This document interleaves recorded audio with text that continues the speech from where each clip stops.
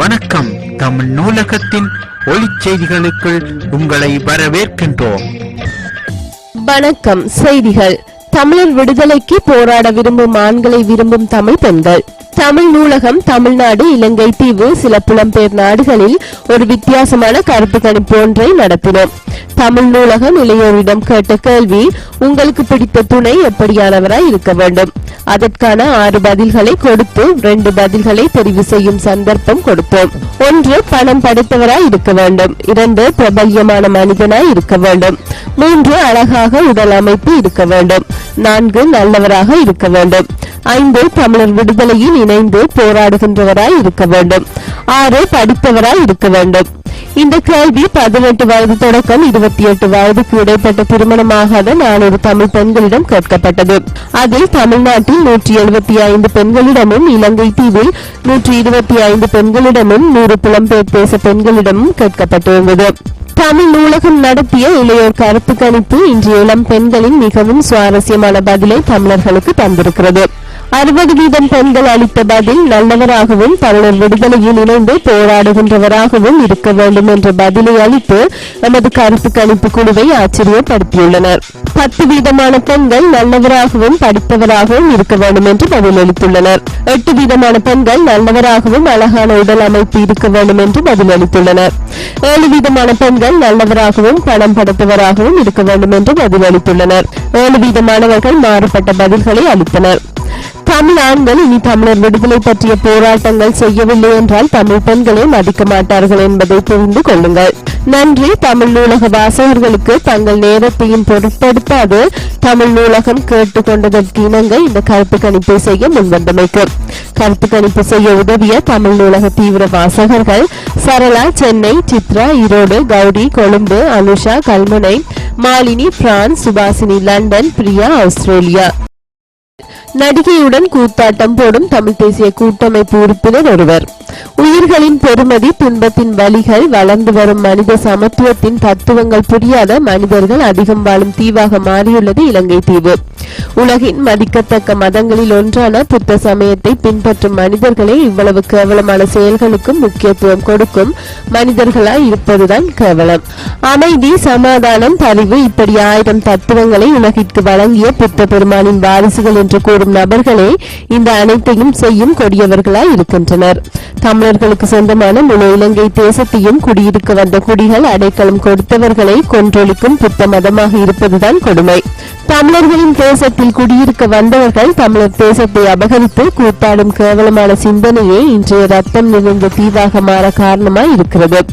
தமிழர்கள் வந்தோரை எல்லாம் வாழ வைப்போம் என்று கூறி கேடுகட்ட மனிதர்களை தமிழர் தேசத்தில் குடியிருக்க விட்டதனால் வந்த நிலையே இன்றைய ரத்தம் நிறைந்த தீவாக இலங்கை மாற காரணமாகின. வந்தோரை வாழ வைப்போம் என்று இனி ஒரு தமிழன் கூறினால் செருப்பால் அடியுங்கள் தமிழர்களே. போதும் வாழ வந்தவர்கள் செய்யும் கொடுமைகள். நாம் எமது தவறுகளை உணர்ந்து திருந்தவில்லை என்றால் இன்னும் பல 1000 முள்ளிவாய்க்கால்கள் உருவெடுக்கும் தமிழீழம் தொடக்கம் தமிழ்நாடு வரைக்கும். போதும் குடியிருக்க வந்தவர்களின் உயிரெடுப்பு. இனமாய் ஒன்றுபட்டு தமிழர்களாய் எதிரிகளை விரட்டி அடிப்போம். எதிரிகள் பரப்பிய சாதி ஏற்ற தாழ்வுகளை களைந்து தமிழர்களின் உண்மையான அடையாளத்தை மீள்மாற்றி வடிவம் கொடுத்து புதுமையாய் எழுவோம். எதிரிகளை எமது தேசங்களில் இருந்து அகற்ற நாம் எழவில்லை என்றால் தமிழர்களின் முழு தேசமுமான இலங்கை தீவு தமிழர்களின் ரத்தத்தால் என்றும் நிறைந்து ஓடும். இது முற்று பெறாது தமிழ்நாடு வரை விரிந்து செல்லும் இன்னும் 10 வருடங்களில். கேவலமான செய்தி தலைப்பை தந்து தமிழர்களின் விடுதலைக்கு செய்தியை பரப்ப வேண்டிய கொடிய நிலை மாறும் காலத்தை வேண்டி காத்திருக்கும் தமிழ் நூலகம். மன்னிக்கவும் செய்தி தலைப்புக்கு. சிலர் இப்படியான செய்தி தலைப்பு என்றால் விரும்பி படிப்பார்கள் என்பதற்காகவே தர வேண்டிய கொடிய நிலைதான் காரணம். உணர்வோம். தமிழர் கடல் பகுதிகளில் ஆபத்தான அறிகுறிகள். மீன்கள் கூட்டம் கூட்டமாக சாவது புதிய விடயம் இல்லை. ஆனால் அதற்கான காரணத்தை அறிவது அவசியமானது. நாம் மீன்கள் சாகின்றது என்று செய்தியை போடும் நேரம் அந்த சாவுக்கான காரண தேடல்களையும் அறிய வேண்டும். அதேபோல் அதற்குரிய நிர்வாகங்களை காரணத்தை கண்டுபிடிக்க அழுத்தம் கொடுக்க வேண்டும். அந்த வகையில் மீன்களின் சாவில் பலவிதமான தரப்புகள் முன்வைக்கும் காரணங்கள் சுற்றாடல், மாசடைதல் தான் முக்கிய காரணம் என்பார்கள். அது நாம் சாவுக்கான காரணத்தை தெளிவாக அறிந்த பின் பேசக்கூடிய விடயம். ஆனால் மீன்கள் சாவது என்பது உயிர்கள் வாழும் சூழ்நிலைகள் மாற்றம் பெறும் பகுதியாக மாறும் போதே இப்படியான சம்பவங்கள் நடைபெறுகின்றன என்ற ஆபத்தான பின்னணிகளை நாம் புரிந்து கொள்ள வேண்டும். இப்படியான பகுதியாக முழு கடலும் மாற்றம் பெற்றால் என்ன நடக்கும் என்று நாம் சிந்திக்க வேண்டும். சில இடங்களில் மெத்தேன் வாயு வெளியேற்றமும் இப்படியான நிலையை தோற்றுவித்து பல உயிர்களை பலியெடுப்பது புதிய விடயம் இல்லை. அப்படியாகில் அந்த ஆபத்தான கடல் பகுதிகள் தமிழர் கடற்பரப்பில் இருக்கிறதா என்று கண்டறிய வேண்டும்.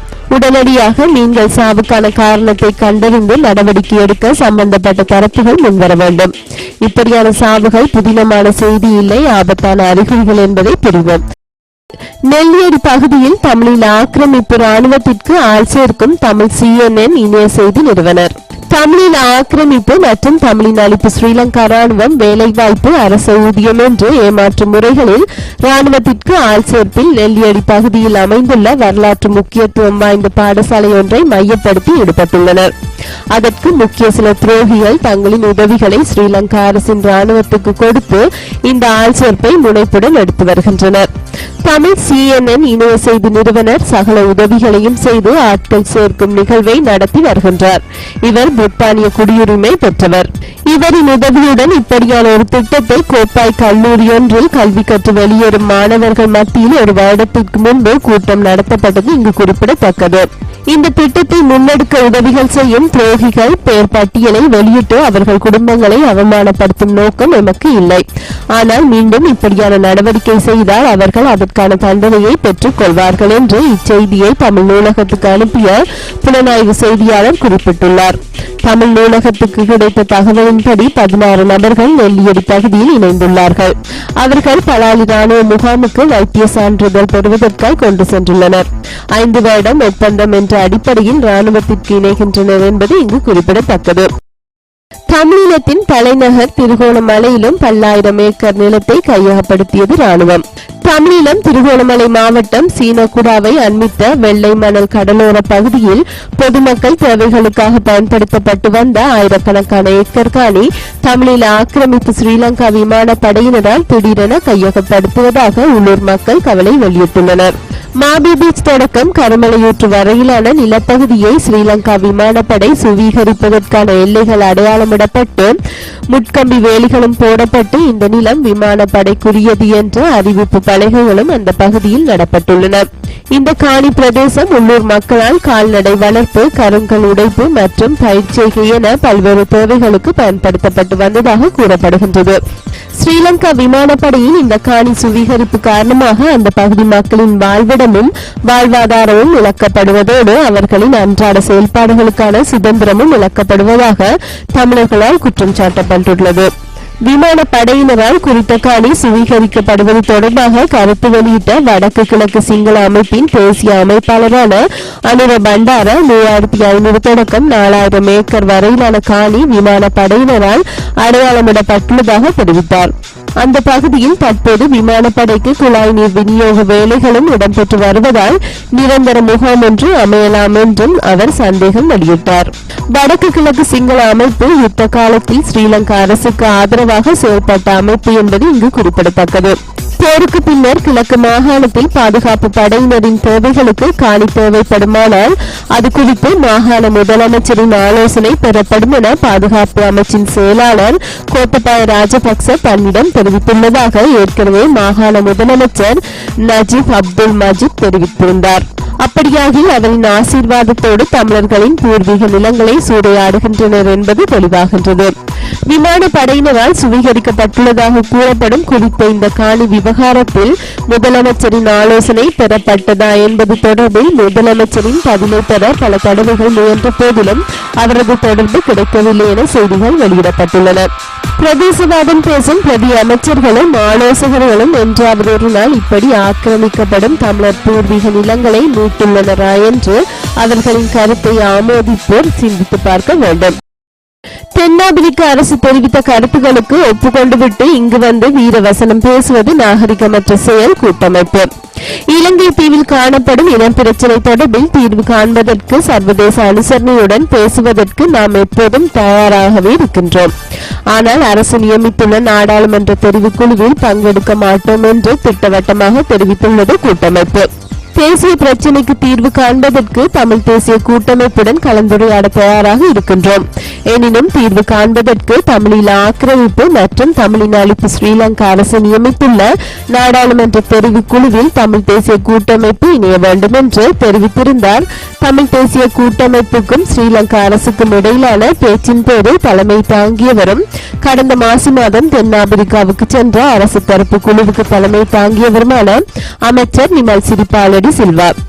ஸ்ரீலங்கா அரசின் மூத்த அமைச்சரான டியூ குணசேகரவும் அதே கருத்தை பிரதிபலித்திருந்தார்.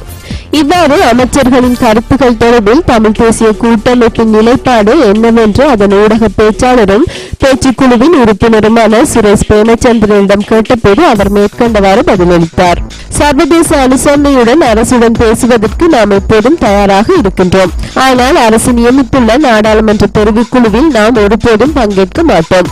தெரிவுக்குழுவின் ஊடாகவே தீர்வு என சூளுரைக்கும் அரசு அதை தென்னாப்பிரிக்க அரசிடம் திட்டவட்டமாக கூறியிருக்கலாமே. தென்னாப்பிரிக்க அரசு தெரிவித்த கருத்துக்களுக்கு ஒப்புக்கொண்டு விட்டு இங்கு வந்து வீரவசனம் பேசுவது நாகரிகமற்ற செயல். தமிழர்களை ஏமாற்றுவது போன்று சர்வதேச சமூகத்தையும் ஸ்ரீலங்கா அரசு ஏமாற்ற முயற்சிப்பது நாட்டுக்கே பாதகம் என்பதை அரசு புரிந்து கொள்ள வேண்டும் என்று மேலும் தெரிவித்துள்ளார். மன்னாரில் மீண்டும் மீனவர்களுக்கு பாஸ் நடைமுறை. மன்னார் மாவட்டத்தில் மீண்டும் மீனவர்களுக்கு கடல் தொழிலில் ஈடுபடுவதற்கான பாஸ் நடைமுறைப்படுத்தப்பட உள்ளதாகவும் இதனால் மீனவர்கள் மீண்டும் பல்வேறு அசௌகரியங்களுக்கு முகம் கொடுக்கும் நிலை ஏற்பட்டுள்ளதாக மன்னார் மாவட்ட மீனவ கூட்டுறவு சங்கங்களின் சமாச தலைவர் என்.எம். ஆலம் தெரிவித்தார். மன்னார் மாவட்ட மீனவர்கள் கடந்த காலங்களில் மீன்பிடிப்பதற்கு தொழிலுக்கு செல்வதற்காக பாஸ் நடைமுறைப்படுத்தப்பட்டது. தமிழில் ஆக்கிரமிப்பு மற்றும் தமிழின் அழிப்பு ஸ்ரீலங்கா கடற்படையினர் கடற்கரையில் சோதனைகளை மேற்கொள்ளும் போது பாஸ் உள்ள மீனவர்கள் மாத்திரமே கடலுக்கு செல்லக்கூடிய நிலை காணப்பட்டது. இந்த பாஸ் நடைமுறையினால் மீனவர்கள் உரிய நேரத்துக்கு தொழிலுக்கு செல்ல முடியாத நிலை காணப்பட்டதோடு ஸ்ரீலங்கா கடற்படையினரின் சோதனை நடவடிக்கையின் பின்பே கடலுக்கு செல்ல முடியும். இதனால் உரிய நேரத்தில் தமது தொழில் நடவடிக்கைகளை மேற்கொள்ள முடியாத நிலையில் மீனவர்கள் காணப்பட்டனர். பின் பாஸ் நடைமுறை விலங்கிக் கொள்ளப்பட்ட நிலையில் மீனவர்கள் சுதந்திரமாக கடற்தொழிலில் ஈடுபட்டு வந்தனர். தற்போது மீண்டும் பாஸ் நடைமுறைப்படுத்த உள்ளதாக மன்னார் மாவட்ட கடல் தொழில் திணைக்களம் அறிவித்துள்ளது. கடந்த காலங்களில் எவ்வாறு பாஸ் நடைமுறைப்படுத்தப்பட்டதோ அதே போன்று மீண்டும் பாஸ் நடைமுறைப்படுத்த உள்ளதாக தெரிவித்துள்ளனர். இதனால் மன்னார் மாவட்ட மீனவர்கள் கடந்த யுத்த காலத்தில் அனுபவித்த பிரச்சனைகளை மீண்டும் அனுபவிக்கும் நிலை ஏற்படும் என அவர் மேலும் தெரிவித்தார். தமிழீழம் மலரும். யாழில் துண்டு பிரசுரமொட்டிய இளைஞன். யாழ் இந்து கல்லூரிக்கு அருகில் அனாமதேய துண்டு பிரசுரத்தினை ஒட்டிய இளைஞன் கைது செய்யப்பட்டுள்ளதாக தமிழீழ ஆக்கிரமிப்பு மற்றும் தமிழின் அழிப்பு ஸ்ரீலங்கா காவல்துறை தெரிவித்தனர். யாழ் கொக்குவில் பகுதியினைச் சேர்ந்த ஜெயதாசன் கஜானன் என்ற இளைஞனே தமிழீழ மலரும் என்ற துண்டு பிரசுரம் ஒட்டிய துணிந்த இளைஞன். நேற்றிரவு அவ்விடத்தில் தமிழீழ மலரும் என்ற தலைப்பில் துண்டு பிரசுரத்தினை ஒட்டினார் என்ற குற்றச்சாட்டிலேயே தமிழீழ ஆக்கிரமிப்பு அரசு கைது செய்துள்ளது. நன்றி, வணக்கம்.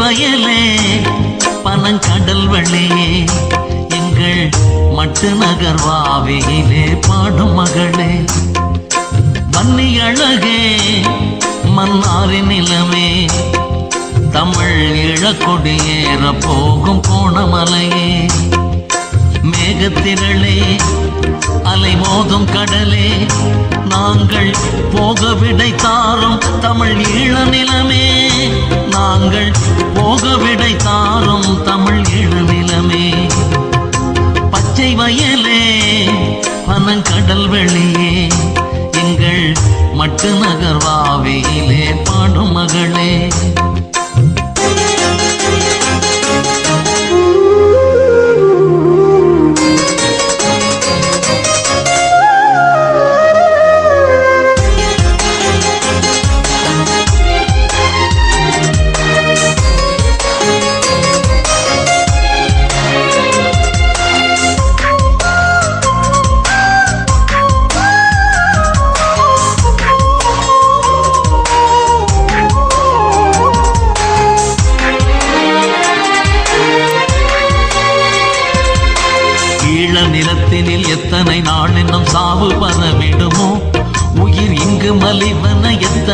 நாளினும் கூவித் திரிந்திடுமோ? ஈழ நிலத்தினில் எத்தனை நாளினும் சாவு வரவிடுமோ? உயிர் இங்கு மலிவன எத்தனை நாளினும் கூவித் திரிந்திடுமோ? வாழும் வயதினில் வாச மலரிங்கு தீயில் எரிந்திடுமோ? எங்கள் வாசல் முழுவதும் சோகம் விரித்திடும் பாயில் சரிந்திடுமோ? வாழும் வயதினில் வாச மலரிங்கு தீயில் எரிந்திடுமோ? எங்கள் வாசல் முழுவதும் சோகம் விரித்திடும் பாயில் சரிந்திடுமோ? பச்சை வயலே பனங்கடல் வெளியே எங்கள் மட்டு நகர்வாவியிலே பாடும் மகளே, மன்னி அழகே மன்னாரின் நிலமே, தமிழ் ஈழக்கொடியேற போகும் கோணமலையே, மேகத்திரளே அலை மோதும் கடலே, நாங்கள் போக விடை தாரும் தமிழ் ஈழ நிலமே, நாங்கள் போக விடை தாரும் தமிழ் ஈழ நிலமே. பச்சை வயலே பனங்கடல் வெளியே எங்கள் மட்டு நகர்வாவியிலே பாடும் மகளே.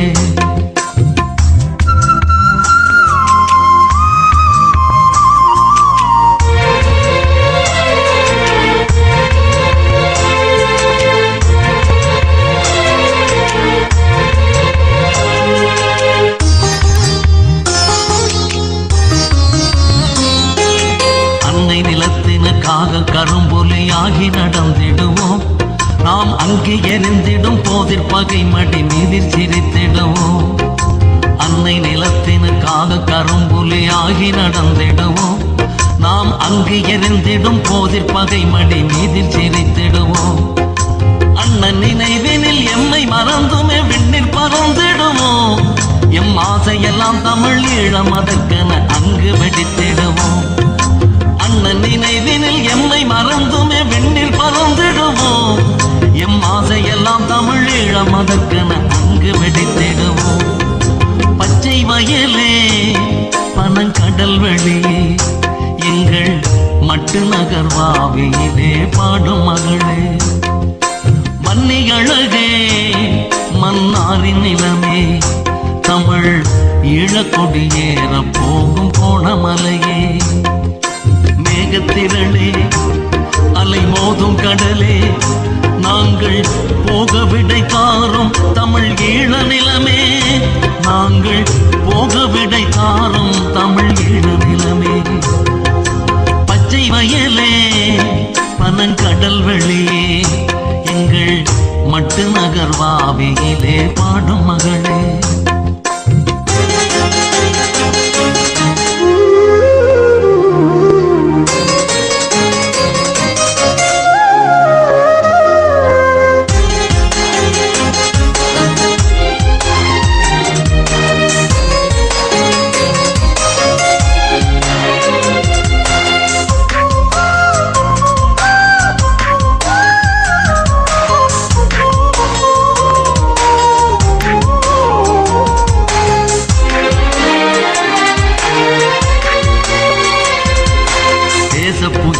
வீசும் பொழுதினில் சோகம் வருவதில்லை, தமிழ் வாசம் சுமந்திடும் பூக்களின் இப்பகை தீயில் எறிவதில்லை.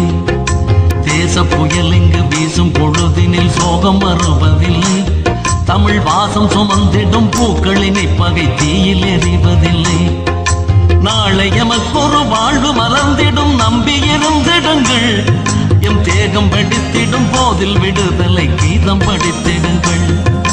நாளை எமக்கொரு வாழ்வு மலர்ந்திடும் நம்பியிருந்திடுங்கள், எம் தேகம் வெடித்திடும் போதில் விடுதலை கீதம் படித்திடுங்கள். பச்சை வயலே பனங்கடல் வெளியே எங்கள் மட்டு நகர்வாவியிலே பாடும் மகளே, மன்னி அழகே மன்னாரின் நிலமே, தமிழ் ஈழக்கொடியேற போகும் கோணமலையே.